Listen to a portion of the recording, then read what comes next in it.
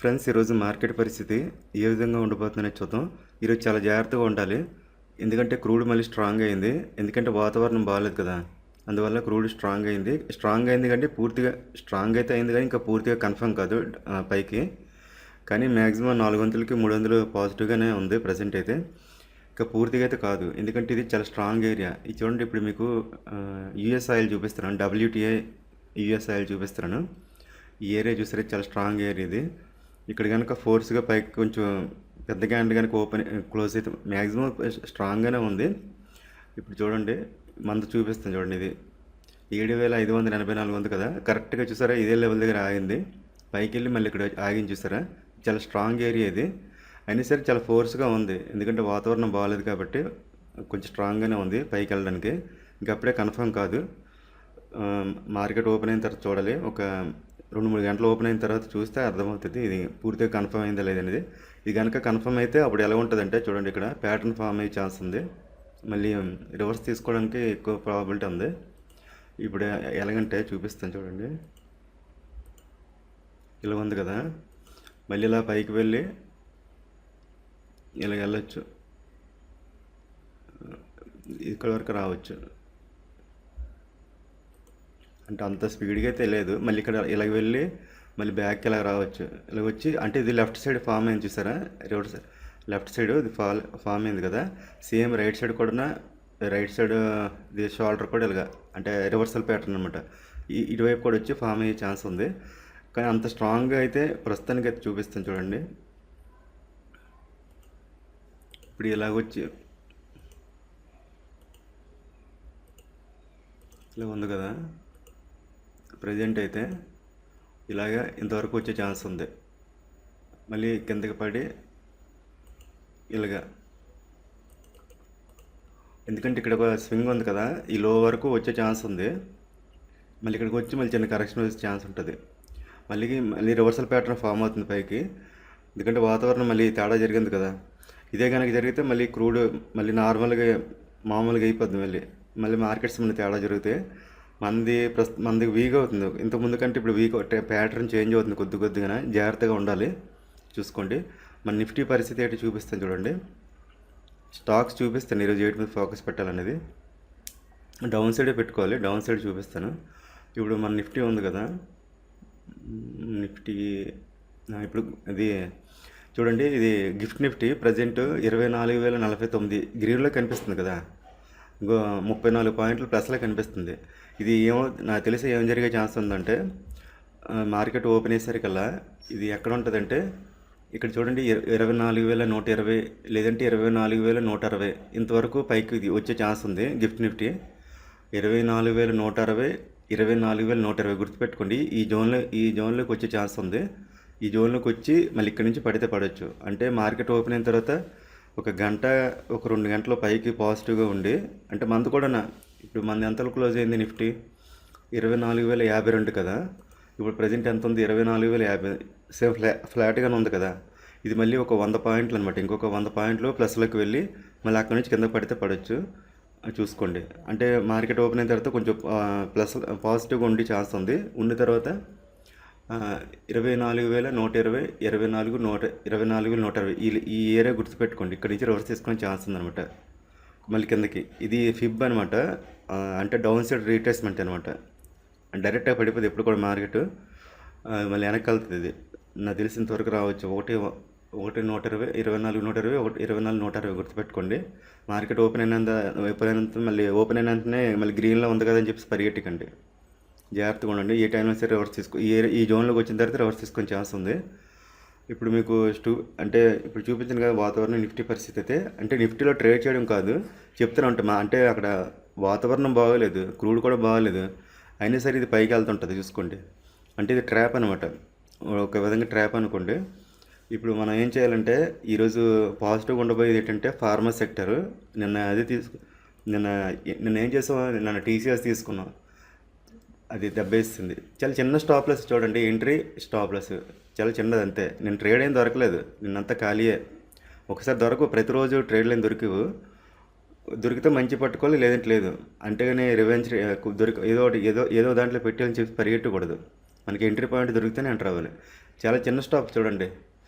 TCS నిన్న try చేసాం, స్టాప్లో hit అయిపోయి తీస్తాం. తర్వాత ఐటీసీ నిన్న సాయంత్రం ఇది కూడా పెట్టుకున్నాం, కానీ డౌన్ సైడ్కి ఇది ఎఫ్ఎంసీజీ బాగా వీక్గా ఉంది ఇప్పుడు డౌన్ సైడ్కి.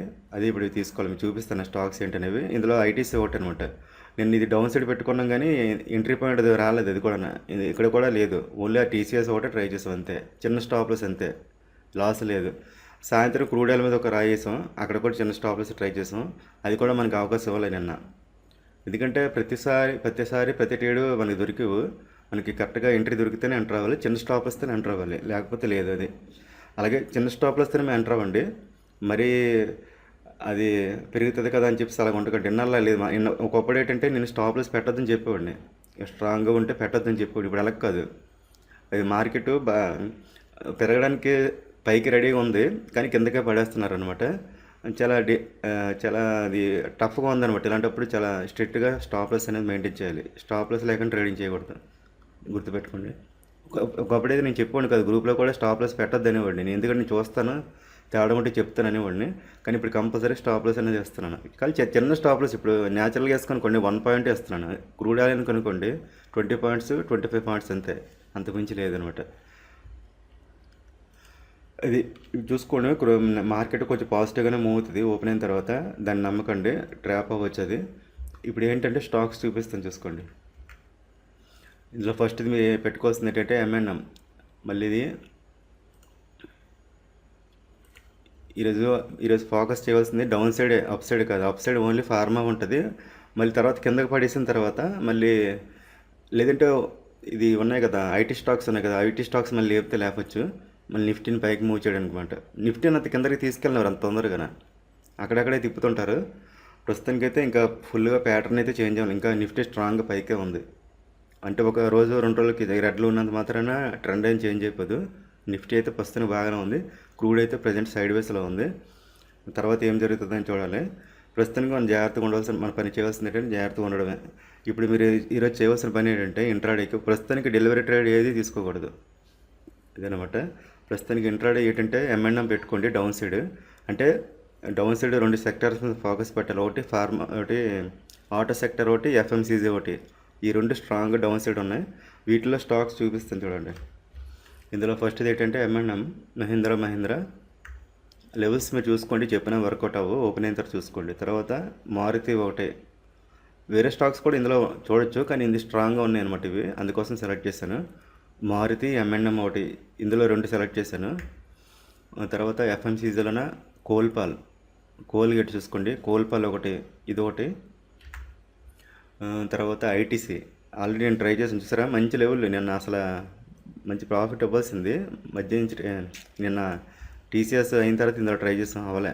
కరెక్ట్గా ఆగింది చూసారా, దీని మాత్రం మిస్ చేసుకోవద్దు. చూసారా వీక్లీకి డైలీ ఎంత కరెక్ట్ మంచి లెవెల్లో ఉంది ఇది. ఇది ఎఫ్ఎంసీజీలో దీని మీద ఫోకస్ పెట్టాలి, ఐటీసీ చూసుకోండి. తర్వాత పాజిటివ్గా ఉన్నది ఏంటంటే ఇది ఫార్మా సెక్టర్. ఫార్మాలో అయితే నాకు తెలిసి 2 కనిపించాయి. హిందుస్థాన్ యూనిలివర్ ఒకటి, ఇది అందులోన ఎఫ్ఎంసీజీలోన. ఇది 3వ స్టాకు డౌన్ సైడ్కి అనమాట. ఇప్పుడు మీకు ఎన్ని స్టాక్స్ 7, 8 చూపిస్తున్నాను చూసుకోండి. ఇది టోరెంట్ ఫార్మ్ ఇది పాజిటివ్గా ఫార్మా సెక్టర్ పైకి వెళ్ళడానికి. ఇది సన్ ఫార్మా. నేను ఇది కూడా ట్రై చేస్తాం, చిన్న స్టాప్లు వస్తేనే, చాలా చిన్న స్టాప్లు వస్తాయి. ఇది కూడా హిట్ అయిపోయింది, తీస్తాం. ఇది పెరగాల్సిందే, నిన్న పెరగలే, మంచి లెవెల్లో ఉంది చూసారా. కానీ ఈరోజు ఫార్మా సెక్టర్ స్టాక్స్ బాగున్నా సరే, వాటిని కాకుండా డౌన్ సైడ్ స్ట్రాంగ్గా ఉన్నవి ఏంటి, ఇది ఆటో సెక్టర్ ఒకటిని, తర్వాత ఎఫ్ఎంసీజీ, ఈ 2 స్ట్రాంగ్ డౌన్ సైడ్ ఉన్నాయి.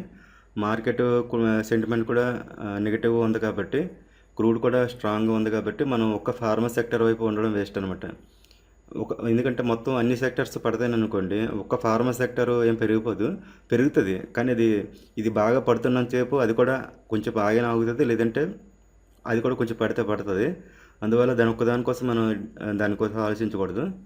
ఓన్లీ ఇప్పుడు మనం ఫోకస్ చేయాల్సింది ఏంటంటే ఈరోజు ఆటో సెక్టరు, తర్వాత ఎఫ్ఎంసీజీ, ఈ 2 అనమాట. తర్వాత మార్కెట్ ఓపెన్ అయిన తర్వాత చూసుకోవాలి. మెయిన్ ఈ 2 అనమాట, strong down side. Market direction అయితే డౌన్ సైడే, పైకి ఏది వెళ్ళినా సరే మనం టచ్ చేయకూడదు. ఒకళ్ళు వెళ్తే ఏమో ఐటీ స్టాక్స్ పెరిగితే పెరగచ్చు, అది చెప్పలేం ఏది జరగవచ్చు. ఇప్పుడు టైం అయితే 7 అవుతుంది.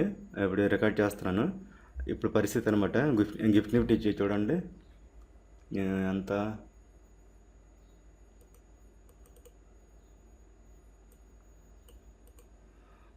ఇగో 2032 24,032 దగ్గర ఉంది ప్రజెంట్. కొంచెం పైకి వస్తే రావచ్చు, చూసుకోండి. గుర్తుపెట్టుకోండి, ఈరోజు జాగ్రత్తగా ఉండాలి. నిఫ్టీ ఇది క్రూడ్ అయితే ఇంకా సైడ్ వేస్లో ఉంది. నిఫ్టీ అయితే ఇంకా ప్రస్తుతానికి స్ట్రాంగ్గానే ఉంది. మళ్ళీ నెక్స్ట్ వీడియోతో మళ్ళీ కలుద్దాం. అప్పటి వరకు ఉంటాను. బాయ్.